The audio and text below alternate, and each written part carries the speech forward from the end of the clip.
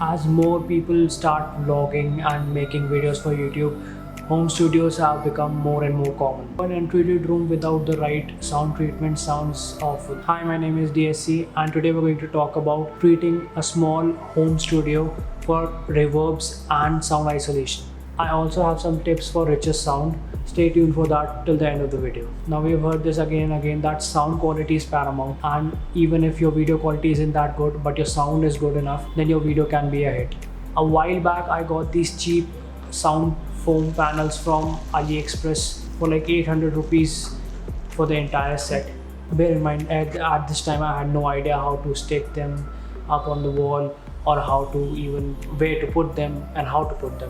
So I just took double-sided tape and I stuck on it, but that didn't work because they started coming off from the wall again and again. So then after a while I got a little bit wiser, and the first thing I did was I changed the position of the sound panels. I found a bigger wall in the same room and I went for proper 2-inch thick MMT panels this time. I use these MMT sound foam panels, and also it's the same company's adhesive. I link all of these things down in the description. Feel free to go down and check them out. Now, this adhesive gel is very strong, and if you apply a lot of it on the wall, it is going to stick. The foam is going to stick on your wall and leave a residue when you try to take it off. So keep that in mind. My main problem was reverb.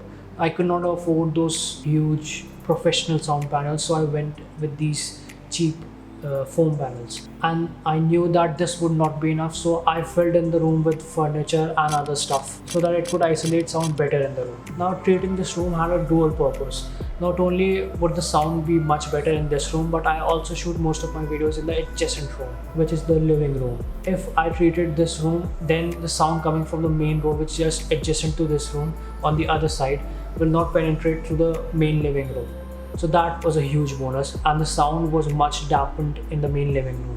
Now I knew that no matter how many foam panels I attach on this wall or in this room, sound would seep in from the outside road when there is a lot of traffic. So I planned my shoots around night or early mornings. These panels do a well enough job, but there is no way that an ongoing traffic from a adjacent road is going to not seep in when there is a rush. They did a pretty decent job, plus they also look very badass. Now in the looks department, I also went for kind of two small shelves to put in between the sound panels. The gap I wanted to put these shelves between the sound panels. I started off drilling holes for it, but then I immediately realized that that was a bad idea. And the adhesive was so strong between the sound panels that I could just fidget them in between the sound panels and leave them alone. Now adhesive is that strong. Here are the results. You can see how they look, and let me know down in the comments what you think about it.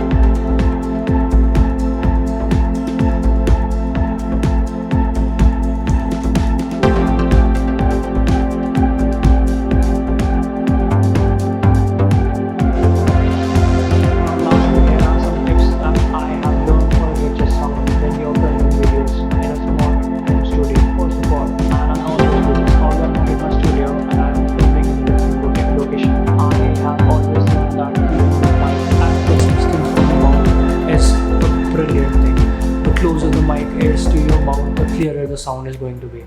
So that is, and most people, I don't know why most people have a wide angle lens and they choose to put the mic on top of the camera when you can just have a boom mic, put it out and have a long cable coming from the mic to the camera, and then have like a closer proximity to the mic and the mouth, and the sound will be much better. Using denoiser in Premiere Pro. Like, there are so many plugins for noise reduction in Premiere Pro and Final Cut that I don't know why people don't use them. So just use denoiser and the one that reduces reverb, I'm forgetting the name.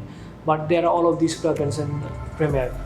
Go ahead and use them. And the third and the last thing I've learned is that use a good amount of background track on your edit timeline, and it will cover up most of the noise in the background, but don't overdo it. And there's a balance between the background track and you speaking, and when you reach it, the video is very pleasing. The audio of the video is very pleasing. So that's it for me. Let me know what you think about this video, about the sound installation and sound treatment that I've done in the studio. What kind of panels are you using to insulate your small home studio if you have one? Let me know all of that down in the comments, and I'll see you again the next time.